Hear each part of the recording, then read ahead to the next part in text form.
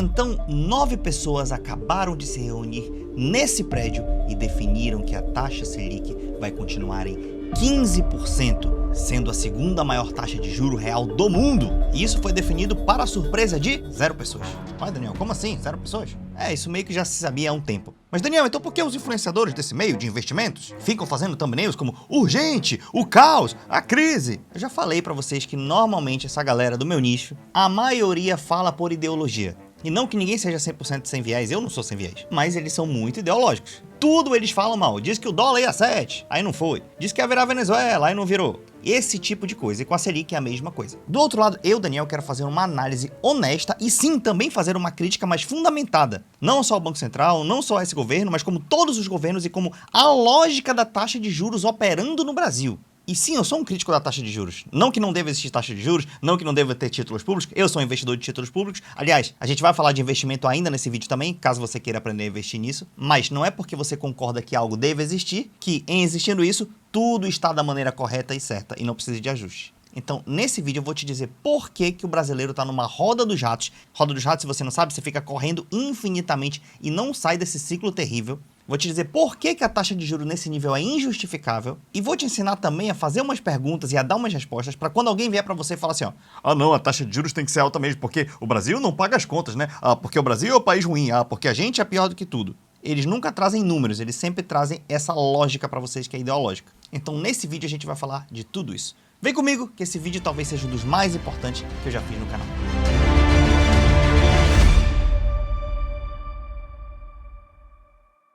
Bom, antes de fazer meus elogios e críticas a esse modelo de juros, eu quero te explicar rapidamente como funciona a taxa Selic. E claro, do modelo de Invest Lend. Tem algumas pessoas que não gostam, mas a gente gosta de desenhar do básico, tá? A taxa Selic, ela é como se fosse um planeta, tá? Um planeta centro de um sistema solar. Então a gente tem aqui o sistema solar Selic, tá? E como é que acontece? Nesse planeta, ao redor dele, orbitam vários outros planetas. A gente tem o planeta das ações, a gente tem o planeta dos negócios, a gente tem o planeta do emprego e do consumo, a gente tem o planeta dos investimentos internacionais e a gente tem o planeta dos fundos imobiliários, por exemplo. Esses 5 planetas representam toda a economia. Claro que existem outras áreas, mas esses 5 são suficientes para você entender onde eu quero chegar. Então, beleza. E nesse sistema solar, existem aqui alguns viajantes, tá? Esses viajantes aqui, eles são investidores, são empresários, são empregados, são investidores internacionais, é gente que tem fundo imobiliário, é economia, é o consumo, é o mercadinho. São pessoas que têm dinheiro. E eles estão voando com o seu dinheiro por esse sistema solar. Uma hora eles estão em um lado, outra hora do outro. Então esses navegantes vão viajando. Daniel, e esses navegantes e seu dinheiro, eles se movimentam baseado em quê? Baseado num conceito lá da física chamado gravidade. Daniel, como assim gravidade?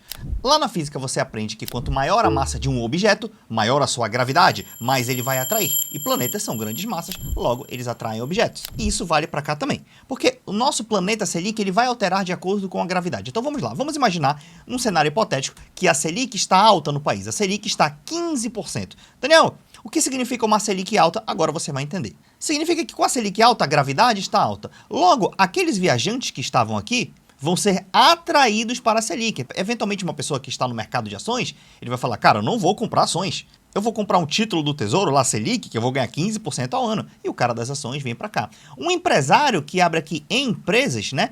Ele vai falar, meu irmão, eu não vou correr o risco de empreender no Brasil, de abrir negócios, se eu tenho o governo lá me pagando 15% ao ano. Então, os empresários tiram o dinheiro do negócio e colocam na Selic, ou na renda fixa, tá? A renda fixa, a irmã da Selic, ela paga basicamente o que a Selic paga. Já tem vídeo no canal sobre isso, tá? Sobre renda fixa privada, sobre tesouro direto, enfim. Por sua vez, a galera que tem emprego, poxa, como os empresários estão contratando menos, a galera que tem emprego vai ser mais demitida, ou vai ter mais dificuldade de achar emprego.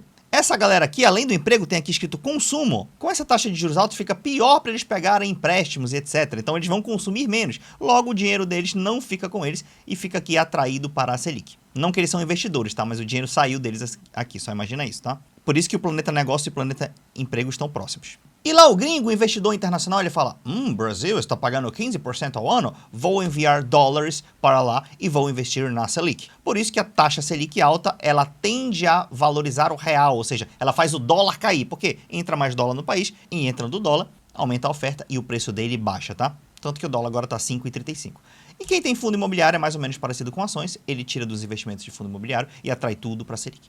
De outra maneira, a Selic, quando ela está baixa, o que acontece? Por exemplo, uma Selic de 7%, um dígito já é considerado baixo no Brasil, tá? Os nossos navegantes que estavam aqui na Selic falam, cara, 7% não está pagando tanto. Eu prefiro ir lá para as ações, que eu ganho 10, 12, 15% ao ano, mais dividendos. O outro fala, cara, prefiro abrir um negócio. 7% não é tão atrativo para mim. Por sua vez, o cara do emprego vai falar, meu irmão, meu patrão está contratando e ele vai e arruma um emprego. E a taxa de juros está baixa, ele vai, pode fazer um empréstimo, pode fazer um financiamento imobiliário e acaba consumindo também. Do outro lado, o gringo que está lá fala, meu irmão, Brasil não é um país tão seguro, a Selic está baixa, vou tirar meu dinheiro daqui, então o dólar tende a subir. Mas lembra que nada disso aqui é regra, tá? Isso aqui é o básico. E a mesma coisa acontece nos fundos imobiliários. A galera vai investir em fundos imobiliários porque a Selic está pagando pouco. Então, qual é a lógica do Banco Central? Se ele quer, por exemplo, esfriar a economia, diminuir o consumo, teoricamente ele diminui a inflação, tá? Que se a inflação fosse de demanda, o que é a inflação de demanda? É todo mundo querendo consumir. Ele aumentando o juro, ele diminuiria essa inflação. Mas cabe muitas críticas aqui, tá? Tô só te explicando a lógica básica. E de outra maneira, se ele quiser acelerar a economia, não tiver problema inflacionário, ele vai e baixa a Selic. Creio que deu para entender, tá? Tem uma outra analogia mais rápida que eu gosto de falar, que a Selic é igual ao ingresso de show. Como assim?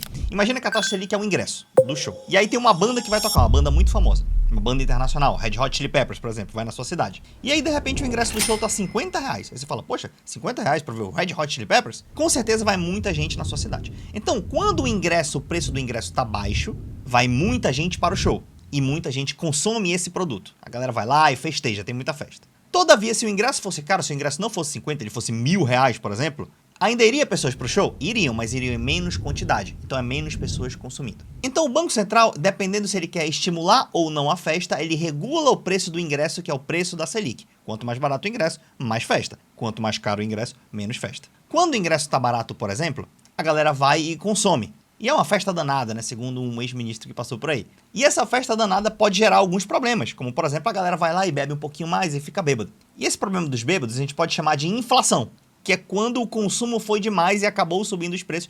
E aí tá tendo problema de inflacionário. Então o Banco Central ele fala, cara, tá tendo muita inflação, tá tendo muita gente bebendo, vou acabar com essa festa, ele sobe o preço do ingresso. Então você pode levar para sua vida um dos dois exemplos. Um exemplo do ingresso de show ou o exemplo da gravidade, sempre que você quiser lembrar da Selic. Dito isso, quais as críticas que eu tenho a fazer ao modelo? Vamos lá. Primeiro de tudo, o Brasil tem a segunda maior taxa de juro real do planeta Terra. E essa taxa de juro real alto esfria a economia, porque é um ingresso de festa muito alto, né? Ela prejudica quem quer empreender, ela prejudica quem quer pegar empréstimo. Então ela deixa o negócio travado. Aí você fala, Daniel, mas se baixar pode ter inflação, porque todo mundo vai consumir. Gente, se você tivesse uma taxa de juros de 14, 12, 11%, ainda era uma taxa de juros alta e não ia dar explosão de consumo não, tá? Mas calma que a gente vai chegar lá, vamos passo a passo. E aí, eu vi no podcast esses dias lá do Tammy Felipe com o engenheiro Léo, o Tammy falou, por exemplo, que a taxa de juros poderia ser 11%, e o engenheiro Léo falou, não, as pessoas não estão dispostas a dar 11% para investir no Brasil. Aí você fala assim, por quê? Por que 11 e não 13? Por que 15 e não 12? Por que a taxa não está em 15,50? Então, assim, de onde que ele tirou que 11 é pouco e 15 é muito, e 15 é bom, 15 é ideal? Você que está vendo esse vídeo, você sabe qual é a taxa de juros ideal? No vídeo que eu questiono o tripé macroeconômico, vale muito a pena você ver, porque eu não vou explicar em detalhes aqui, mas eu explico lá um pouco da regra de Taylor, tá? Que era usada por alguns bancos centrais como referência. Hoje em dia não é mais tão usada em todos os lugares do mundo. Tem lugares que usam, outros não. Eles pegam apenas influências. Mas pelo menos ela propunha uma lógica de como seria uma taxa de juros. E aqui no Brasil, você sabe quem é que define? Você sabe como é que faz? Você fala assim, Daniel, quem define é o Banco Central, né? São 9 caras que se reúnem nesse prédio. Pô, Daniel, tu imprimiu um prédio 3D? É, porque eu sou viciado em didática, eu sou meio atípico, tá? Então não questiona minha maluquice, não. Então eles se reúnem lá no 8º andar, mais ou menos, ou no 17º, e eles fazem a reunião do Copom, e eles definem a taxa de juros a cada 45 dias neste prédio. Então quando tu vê lá um vídeo de Brasília, tu vê esse prédio, tu já sabe que é isso que eu tô falando. Inclusive, a imagem ajuda você a memorizar. E aí, o que eu quero te falar é o seguinte. Como o Banco Central define a taxa de juros? Vou falar em termos básicos, tá? Eles têm um sistema, um método chamado SAMBA, tá? Então, por isso que eu falo, vamos sambar. O SAMBA é esse nome em inglês, Stochastic Analytical Model with Bayesian Approach, como um dos modelos para apoiar a definição da taxa de juros. Então, não é só isso, mas é um dos modelos principais. Em poucas palavras, o SAMBA é o modelo analítico em que ele simula cenários econômicos e ele projeta com essas simulações a inflação futura, o PIB, o consumo, o investimento e o dólar, ou o câmbio, tá? Para que ele faz isso? Para ajudar na decisão de quanto será a taxa Selic, beleza? Então, é uma ferramenta de apoio, ele não decide automaticamente. mas ele dá sugestões de mais ou menos quanto deveria ser a Selic, beleza? E claro, o público não tem acesso a esse samba, tá? Por isso, leve isso em consideração na hora das críticas que eu vou fazer aqui, tá? Porque eu não sou o dono da verdade. Mas com as informações que a gente tem, eu vou fazer a crítica e talvez você concorde comigo. E como que funciona? Tem uns inputs do samba. Eles colocam inflação atual e passada, atividade econômica, câmbio, setor externo, política fiscal, expectativas internas. Então eles colocam isso, rodam lá no samba e o samba entrega aqueles outputs que eu já mostrei para você. Inflação, PIB, etc. Tá? Funciona nessa lógica. Só que além disso, para o Banco Central definir a taxa de juros, que agora está em 15%, tá? Houve essa galera aqui, ó, Boletim Focus. Porque uma das coisas que o Banco Central faz, ele faz assim, cara, para eu definir a taxa de juros hoje, é baseado na inflação, né? Inflação é a galera bêbada, né? É assim, pô, inflação é porque tá tendo muita festa, né? Cara, se tiver muita festa, eu tenho que subir o preço do ingresso, né? Pra deixar mais caro, né? Falou, então, mas como que eu sei se vai ter muita festa? Tem como prever? Vou perguntar de uma galera se vai ter festa. Aí ele vai lá e toda semana ele faz isso através do negócio Boletim Focus, que é uma profecia dos economistas. Tu que já me segue em Investment sabe que toda semana eu coloco o Boletim Focus lá no resumo da bolsa. E eles preveem. E essa galera que prevê são mais ou menos 120 a 130 instituições financeiras que fazem as projeções de quanto será várias métricas, mas a principal delas é a inflação, tá? Eles preveem o PIB também, preveem o dólar, um monte de coisa. E eles preveem a inflação. Só que qual o problema desse método? É o seguinte, é que se a inflação for alta, concorda que o Banco Central fala, meu irmão, eles estão prevendo lá no mercado financeiro o caos, todo mundo bêbado. Então eu vou subir o ingresso desse show aqui. Ou então eu vou subir a gravidade do planeta, para atrair o dinheiro todo para cá. Só que aí quando ele sobe essa gravidade aqui para 15%, ou o ingresso para 15% para caro, sabe quem é que ganha com isso? Pessoas que investem em renda fixa nessas instituições financeiras. Então, só uma pergunta honesta. Pode haver ou não conflito de interesse de que as pessoas que opinam sobre a inflação, sobre câmbio, sobre o PIB, são as mesmas pessoas que se beneficiariam de uma mudança na taxa de juros? Você acha isso razoável? Porque os clientes dele vão botar dinheiro lá, né, para investir. E muita gente coloca em renda fixa. Então, com renda fixa, quanto mais alto o juro, melhor. Então, é um processo meio estranho só ouvir essas pessoas. Daniel, você está falando então que não deve ter o Boletim Focus? Não deve haver instituições financeiras? Não, deveria sim ouvir instituições financeiras. Ah, Daniel, mas a gente deveria ouvir mais quem então? Você deveria ouvir pessoas não só que ganham com isso, que é o caso das instituições financeiras, mas você deveria ouvir pessoas que pagam a taxa de juros. Quem é que paga? A economia real. Você deveria ouvir gente do setor industrial, gente do serviço, gente do agro, gente do setor público, várias outras pessoas que pagam essa taxa de juros, porque ela acaba indiretamente saindo de todos nós, poderiam opinar também, porque eles são da economia real, entende? E esse juro alto, ele meio que lasca todo mundo da economia real. E você não deveria só ouvir quem ganha com o juro alto. Ah, Daniel, mas as instituições financeiras também têm a parte de ações que você ensina, e ações a gente ganha quando o juro cai. Eu sei, por isso que eu sou um entusiasta das ações. Mas quem me garante que todo mundo é que nem eu? Quem me garante que todo mundo na Faria Lima e no mercado financeiro é a favor de juro baixo? Quem me garante? Você tem certeza? Aí vamos lá. Então, por isso, já tem um problema aqui que eu acho que é um problema de método. Segundo alguns estudos que foram feitos, eu não cheguei a ver eles por completo, tá? Me falaram que rodaram simulações em softwares parecidos com o Samba, e por isso que o Tamir estava lá com o engenheiro Léo, e ele falou que seria algo em torno de 11% hoje, tá? Então não tem a ver com a parte fiscal, claro que a parte fiscal importa, tá? Mas assim, a taxa de juros poderia ser 11%. Mas como as expectativas de inflação ajudam a definir os juros também, a galera chega lá e coloca a inflação um pouco pior do que ela é na realidade e acaba o juros sendo alto. Daniel, como você sabe que eles preveem errado? Porque vocês sabem que o mercado erra 95% das previsões financeiras e de mercado, do próprio mercado, tá? Ah, Daniel, eles erram 95% das previsões? Eu vou te mostrar algumas coisas. Há 4 meses, logo no início do canal Investment, eu mostrei pra você. Tá aqui o Boletim Focus. Eles previam que a inflação ia fechar 5,65. Quanto que eles estão prevendo agora? 4,85. Meu irmão, em 4 meses caiu 1 ponto. 1 ponto a previsão de inflação. Ah, Daniel, mas é porque subiu o juro. O juro não faz efeito assim de uma hora para outra em 4 meses, tá? A política monetária demora de 6 a 24 meses para fazer efeito. Bota uma média de 1 ano a 1 ano e meio, tá? Beleza, ó, sempre prevendo pra pior. PIB, eles preferiram que ia fechar em 1,98. E agora estão prevendo que o PIB vai fechar acima de 2%. Eles erraram o PIB há vários anos seguidos, tá acontecendo, tá? Câmbio, eles previam que ia fechar 5,90. Agora estão prevendo que vai fechar 5,55. E o câmbio está 5,35. Tu tem noção disso aqui, ó? Então, os caras prevendo caos. Ah, Selic, Daniel, vão acertar provavelmente. Selic aqui é um desejo, né? Aí aqui eles falam o desejo deles. Não, nosso desejo é que fique 15%. Porque com isso aqui é bom ficar 15%, né? E aí é a previsão que se manteve, tá? E olha só que interessante, uma coisa que eu vi agora. 4 semanas antes dessa previsão de 5,98, que foi 4 meses atrás, ou seja, há 5 meses atrás, provavelmente, eles estavam prevendo que ia fechar o dólar 5,98 e agora está 5,35. Então, isso aí tudo é colocado na reunião do Banco Central e os caras falam, as previsões estão ruins, né? Que é a previsão do cara que ganha dinheiro com isso. Aí ele, taca a taxa de juros pra cima. Esse é o primeiro fator de crítica que eu tenho a fazer. Segundo fator de crítica que eu tenho a fazer, o tripé macroeconômico. Cara, se você não viu, por favor, veja o vídeo do tripé macroeconômico que eu gravei. É uma das obras-primas do canal. É uma crítica honesta, válida, sem ofender ninguém e é extremamente didático. Então, se você gosta do nosso trabalho, vê aquele vídeo que é muito importante, tá? Mas o resumo é o seguinte, o tripé macroeconômico foi lá em 99, o Armínio Fraga criou no governo do FHC, que ele prevê o seguinte, superávit primário, que o Estado tem que gastar menos que arrecada, meta de inflação todo ano, o governo e o Banco Central tem uma meta de inflação a atingir, que é para não desvalorizar a moeda. E terceiro, o câmbio tem que ser flutuante, porque em alguns países o câmbio é fixo, por exemplo. Tipo, alguém fala assim, agora o dólar tá fixado em R$5 e acabou. Isso é um câmbio fixo, ele não varia, tá bom? E quais as minhas críticas ao tripé macroeconômico? Que leva a crítica à taxa de juros de hoje, tá? O vídeo é todo fundamentado aqui, tá? Não é igual os outros influencers apaixonados ideológicos, não. Uma das críticas é o seguinte, você pegar valores que supostamente são bons e engessar eles numa regra, tu vai já entender com uma analogia de futebol. Imagina o seguinte, alguém quer criar um modelo de padrão de jogador de futebol. Ele bota valores, ele fala, cara, jogar muito é importante para um jogador bom, preferencialmente sendo titular. Aí ele fala, cara, o John Arias, do Fluminense, jogou 70 jogos em 2024, quase 70 jogos, então, beleza, guarda essa informação. Depois ele fala, cara, marcar muitos gols é importante para o jogador. Aí ele vai falar, cara, o Messi fez 1 gol por jogo de média em muitas temporadas que ele participou, o Cristiano Ronaldo inclusive. Aí alguém fala, cara, mas musculação também é importante pro jogador, a parte física. O Cristiano Ronaldo faz academia 5 vezes na semana. E veja, a gente tá tentando montar um jogador ideal aqui, então vamos lá. Aí alguém vai lá e ingessa a seguinte regra.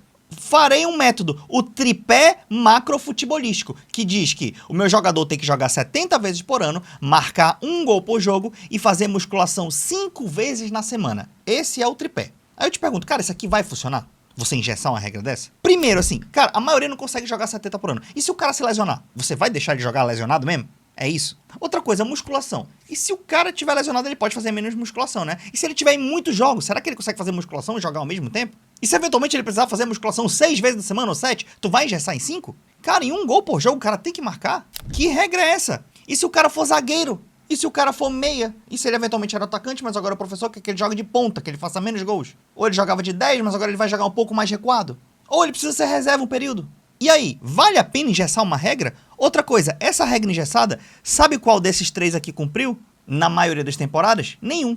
O CR7 eu acho que foi um dos que mais chegou perto, mas mesmo assim não foi todas as temporadas. E a maioria dos anos ele não fez 70 jogos, tá? Então, tipo assim, aí o que é o tripé macroeconômico? Ele pega valores que, como é que a galera libera o argumento? Ele fala, não, mas superávit primário é bom. Dependendo, eu sou crítico também a você ter superávit toda hora. Eu sou crítico a esse modelo de endeusar superávit primário, porque você pode ter dívida até no setor privado, se for para investimento. Eu compro ações, olha, a dívida líquida sobre a EBITDA. Se for até 3, é ok. E se o investimento fizer sentido, vai gerar produtividade, ok, eu posso comprar aquela ação. Startup não gera lucro desde o começo. Ela está no endividamento, depois ela vai ter produção. Então, você ter o Estado com um plano de desenvolvimento e ter alguns anos em déficit não é tão problema, se aquele investimento gerar produtividade. Os Estados Unidos e a China operam em déficit há 40 anos. A China fez déficit para a infraestrutura. E tu vai me dizer que a China não ficou produtiva. Então o déficit deles foi inteligente.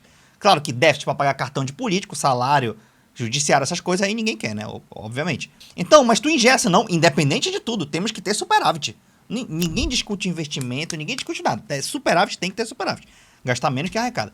Meta de inflação, eu tenho que ter, que teoricamente é bom, né? Vou botar uma meta de inflação baixa. Bota logo 0, então, né? Melhor meta, bota 0, então. Atualmente está 3%, tá? Vamos já chegar aqui. E o câmbio flutuante, meu irmão, a gente não vai engessar nada, tabelar nada, deixa flutuante. Então são métricas que, em algumas épocas da vida, elas são boas. Toda a vida, nenhum país do planeta Terra engessou as 3 ao mesmo tempo. E eu vou te comprovar isso. Vamos falar da meta de inflação que no Brasil é 3%, tá? A última vez que isso aqui foi atingido, o Brasil cresceu 1% ao ano, tá? Só pra você ter uma ideia, pra você duplicar de crescimento, crescendo 1% ao ano. Imagina que o salário mínimo é referência, 1.500, né? Então pra você chegar a um salário mínimo, a poder de compra de hoje, que daria uns 3 mil reais, né?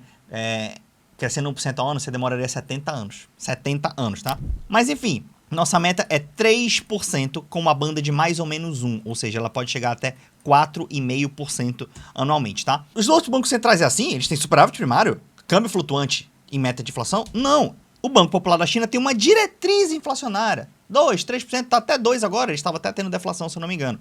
2, 3%, mas não é obrigatório, porque eles olham outras variáveis, eles olham o crescimento econômico, que eles estão mais preocupados com isso, estabilidade de preços, obviamente, e poder de compra. Daniel, como assim poder de compra? Porque os preços podem flutuar, os liberais não te falam isso, não te falam os outros canais. Os preços podem flutuar, mas você pode não perder poder de compra. É igual aquela fake news que o real perdeu 86% do poder de compra. Moeda não tem poder de compra, moeda não é ser vivo, moeda não sai andando para comprar um café lá na rua, moeda não chora, moeda não fica feliz, moeda não tem poder de compra, moeda não compra pão, logo moeda não tem poder de compra. Por exemplo, você ganha 10 mil reais de salário, aí você paga 10 reais no alimento, aí daqui a pouco o alimento vai para 20 reais, dobrou de preço. Só que se o seu salário foi de 10 mil para 20 mil, houve aumento de preços, mas houve estabilidade do poder de compra. Então, a China sabe disso, que variação de preço não necessariamente é perda de poder de compra. Claro que é uma variação de perda maluca, aí você perde a referência, tá?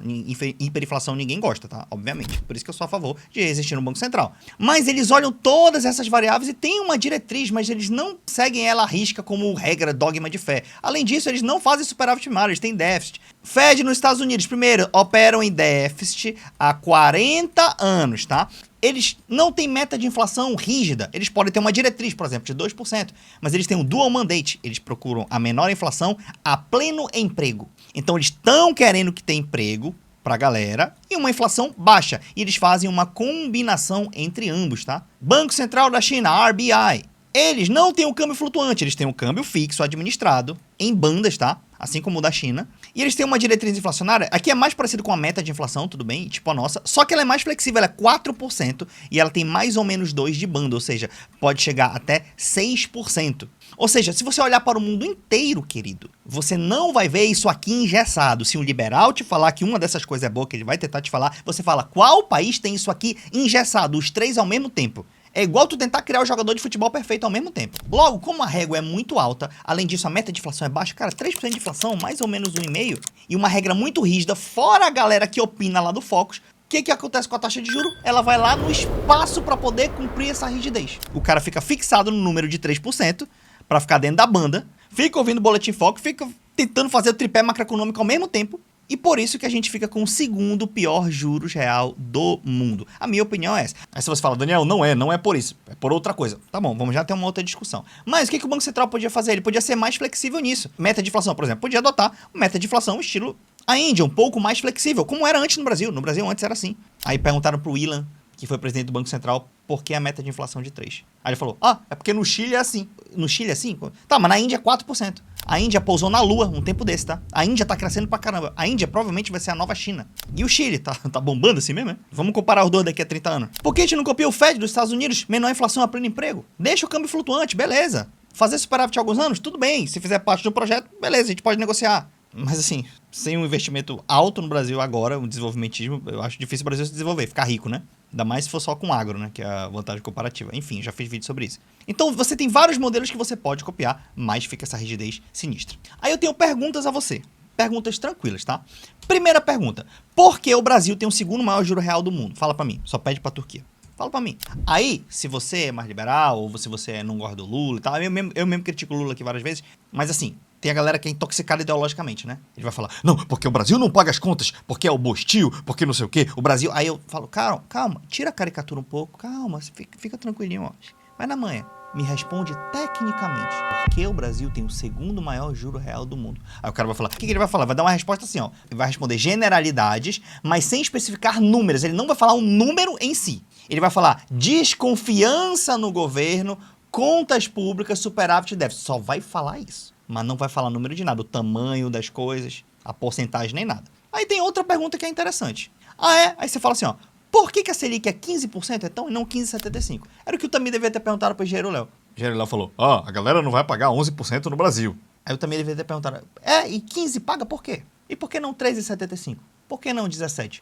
Por que não 15,75%? Se tu pergunta primeiro o número baixo, tipo assim, ó, engenheiro Léo, por que senão 12%? Aí ele vai falar, não, porque 12 ainda é pouco. Aí tu pergunta, mas 15 é o suficiente? Não, é o suficiente. Mas por que não 15,75? Então, quando tu faz essas perguntas, o cara não sabe responder numericamente. Ele vai falar, não, parece muito. Aí vem um negócio meio subjetivo. Não, é desconfiança, não, é superar primário, é isso. E lembra, aqui eu estou trazendo números, discussão técnica. Uma outra pergunta também, ó. Por que você acha que 11 é pouco e 15 é muito, que eu já falei aqui pra vocês? Quarto, Você acha que o Brasil é o segundo pior país no mundo nas métricas que você respondeu? Porque normalmente o cara vai falar superávit primário, dívida, né, e tal, esse tipo de coisa. Aí tu adota as métricas que ele usou. Seja um liberal nessa hora também. Tu fala assim, não, vamos de superávit primário? Vamos de dívida? Beleza, vamos lá. Vamos de desconfiança? Beleza, vamos lá. O Brasil é o segundo pior país no mundo nessas métricas para ter o segundo pior juro real do mundo. Ou seja, ele tem o segundo pior déficit primário do mundo, ou déficit. Ele tem o segundo pior? Ah, tá. Ele tem a segunda pior inflação?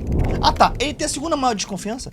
Ah, tá. A segunda maior dívida pública? Ele tem segunda alguma coisa? Ou primeiro, para ter a segunda pior taxa de juro real do mundo? É pior que a Argentina, pior que Venezuela. Pior que alguns outros países malucos. Tu acha que o Brasil tem? Se o cara falar que tem, ele não vai dar uma resposta numérica, ele vai falar ideologicamente, porque ele não vai te provar o segundo maior déficit, ele não vai te provar a segunda maior inflação, ele não vai te provar porque não existe esse número. Só que a Faria Lima tá misturado com a ideologia, com essa galera, muitos deles estão na internet, e essa galera daqui ganha dinheiro, então é um discurso unânime. Fora o último argumento do vídeo que eu vou trazer pra você já já. Outra pergunta que você pode fazer, por que o juro real é maior até que em países que têm dívida externa? Gente, o Brasil tem dívida interna, tá?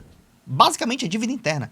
A Argentina, os outros países, eles não têm dólares. O Banco Central nosso tem dólares. E a nossa dívida é emitida na nossa própria moeda, em real. A gente emite, tá? A nossa dívida. Em última instância, tu pode até imprimir real para pagar, geraria inflação e tal, mas essa é outra história. Ou não, né? Dependendo do caso. Aí cada caso é um caso. Mas assim, muitos países têm dívida externa, cara. Como que a gente tem juro real pior de país que tem dívida externa? Tem explicação isso? E vamos lá pra última. Faça essa pergunta pro seu amigo que detesta o Brasil e por ideologia fala que o juro deveria ser isso mesmo. Ele até torce que seja menor, mas ele acha que tá justificado, né? Que o governo não paga a conta, supostamente. Você faz essa pergunta. Então me prova numericamente quais as métricas do Brasil é o segundo pior país do mundo para ter a segunda pior taxa de juros real do mundo, que é uma Selic de 15%. E espera ele te provar. Ele não vai te provar porque ele não tem esses números. E ó, olha só, uma outra parada de novo. Eu falei e vou repetir. Você acha que não há chance mesmo, não há chance, das instituições financeiras que opinam no Boletim Focus não terem nenhum conflito de interesse? Vocês acham que não? Não há nenhum risco de conflito de interesse. Meu irmão, se tu acha isso, aí é juvenil. De novo, não tô falando pra excluir elas, tá? É igual o vídeo do agro. Eu falei que não dá pra enriquecer com o agro, o cara falou, oh, ele tá querendo excluir agro. Olha o nível de interpretação lógica das pessoas, né? Mas enfim, não tô falando pra excluir eles não, tá? Mas assim, pode haver um viés pesado aqui, você deveria adotar outros métodos. E pra mim, o principal vai vir agora, tá? Que é isso aqui, ó. Por que que o nosso juro é tão alto também? Memória de mercado. Eu compro ações, né? Então, por exemplo, às vezes você compra ações de uma empresa, sei lá, Banco do Brasil. Você comprou a R$17. Aí, por exemplo, o Banco do Brasil chega a R$25. Aí você faz todas as métricas, todos os estudos, você tá com caixa.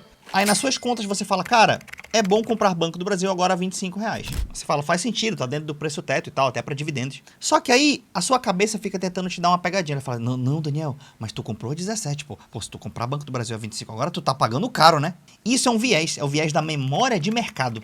Tu lembra de como era no passado e aquilo te prende, porque tu acha que é direito adquirido.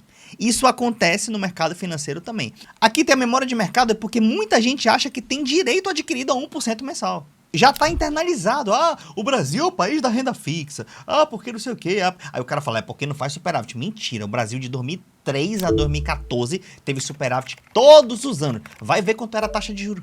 Era altíssima, no primeiro ano do Lula era altíssima e tinha superávit primário. E a reserva em dólar do Banco Central estava sendo feita. E a dívida pública estava caindo. E mesmo assim o juro estava no talo. Um dos motivos, memória de mercado.